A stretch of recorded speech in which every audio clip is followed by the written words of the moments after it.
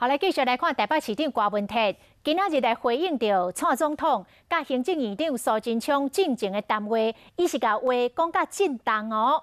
针对这个蔡总统讲，任何的政治人物拢应该伫家己的职位做好家己的工作。郭文祺就甲呛讲，总统家己嘛要甲家己的工课做好势。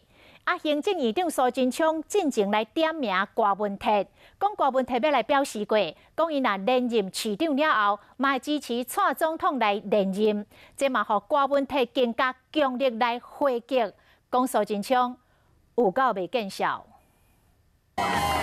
到内湖科技园区，台北市长郭文祺呼吁民众关会，针对伊呛总统蔡英文，老百姓话听无声，有蔡总统各回应。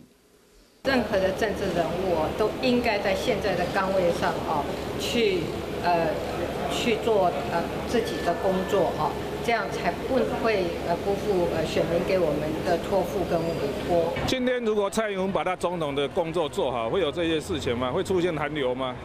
所以第一个要回答是你自己总统都没有做好了。郭文祺进前批评民进党爱讲白贼会，引起行政院长苏贞昌的不满。台北市柯市长也说连任后。 会支持蔡总统2020选举。在2018年台北市长选举之后，尤其又发生这种葛特曼事件，你知道？现在苏贞昌这样讲，只能说实在是有够不要脸的。那你为什么会跟他这样？就有够不要脸。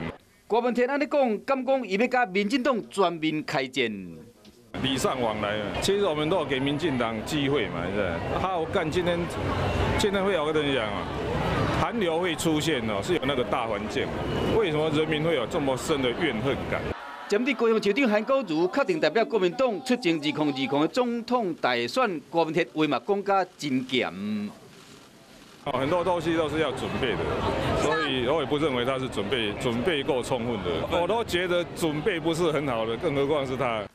明年总统的大选，也是讲3个人伫竞争。最新的民调显示，讲韩国瑜得到3成7以上民众的支持。蔡总统甲郭文祺的支持度分别是25%甲21.5%。另外有将近4成4的民众认为讲，总统甲立法院多数的委员无共政党支持共党的有40.6%。